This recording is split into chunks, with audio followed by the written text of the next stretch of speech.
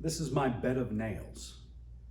1,953 of these 3.5-inch galvanized nails. Good times.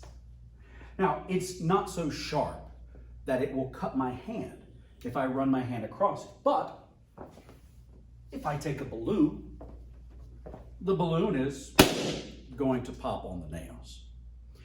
You might have seen demonstrations of bed of nails in online videos.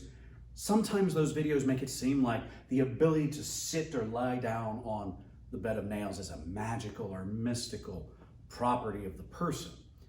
But it's not, it's just good physics. And I wanted to demonstrate that here for you today. Now, I'm going to use a couple of things to help me out. One, I'm going to use these pieces of thin wood when I put my hands down, because if I were to try to support my weight on the bed of nails just on my hands, I'd start having a really bad day.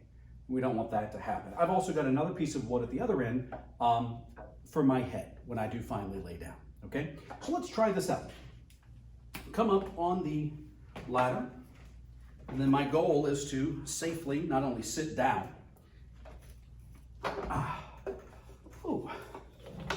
comfy, but then without tearing my clothing, which might have been something that happened to me in class when I did this demonstration several years ago.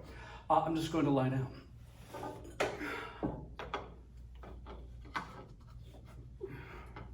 Oh, well, there you go. Is it the most comfortable bed in the world? No.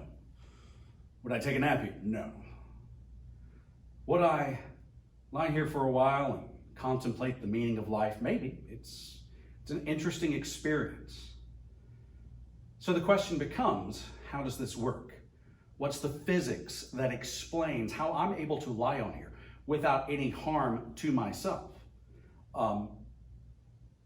This demonstration is often taken further by more prepared teachers. I've seen other teachers who will then take a second bed of nails, place it on top of them. They're in a nail bed sandwich, and they're perfectly safe. In fact, I've then seen them have students sit on top of that second bed of nails. I've seen them take concrete blocks and place them on their chest and have people break the blocks with a sledgehammer. That one I will never try. I don't trust other people swinging sledgehammers at me, but you get the idea. The idea is it looks dangerous. It looks like the nails should hurt you, but they don't. The question becomes, why? Give me a moment, please. Ooh. How am I able to sit, lie down? How could those other things happen without causing me physical harm? While you're contemplating that, here's my disclaimer. I am a trained physics professional. Don't try what you see here or any of the other things I have mentioned at home. So, how does this work? How am I able to sit on these nails? Ooh, how am I able to get off without tearing my pants? Not bad, all right. The answer is relatively straightforward. If I were to place my entire weight on a single nail, say I stepped on a nail with my foot, the forces involved mean that my entire weight would start to press down on this nail. What does Newton's third law tell us? That same force would be pushed back up onto our foot by the nail. The force itself is clearly not the thing, because when I lie down on the bed, my full weight was being supported by these nails.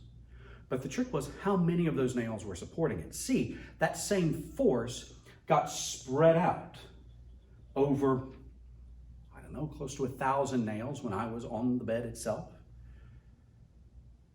Think about the idea of pressure, right? Pressure we know to be force per unit area. So the force that I am providing onto the nails, and therefore the nails are providing back on me, is the weight, the gravitational force acting on my body. That force gets spread out over the area of, say, 1,000 nails. If that's the case, then the difference of when I step on a nail with my foot, full body weight on one nail, the pressure difference where that nail comes into contact with my foot versus the pressure difference where each of these nails comes into contact with my body. There's 1,000 times less pressure between my back and these nails when I'm lying on the bed of nails.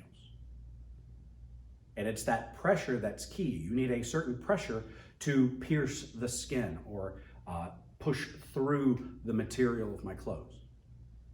And by spreading that out over a greater area with the same force, the inverse relationship between pressure and area comes into play. And I'm able to lie safely on a bed of nails. Go team.